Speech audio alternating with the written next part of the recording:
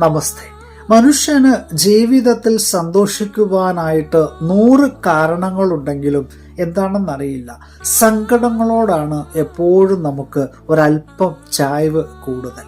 ശരിയല്ലേ?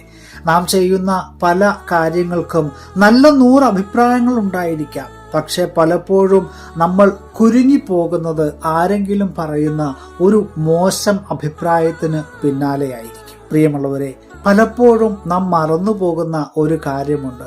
സങ്കടങ്ങൾ നമ്മുടെ ജീവിതത്തിൽ ഉണ്ടെങ്കിൽ മാത്രമേ സന്തോഷത്തിന് ഒരു വിലയുണ്ടാവുകയുള്ളൂ.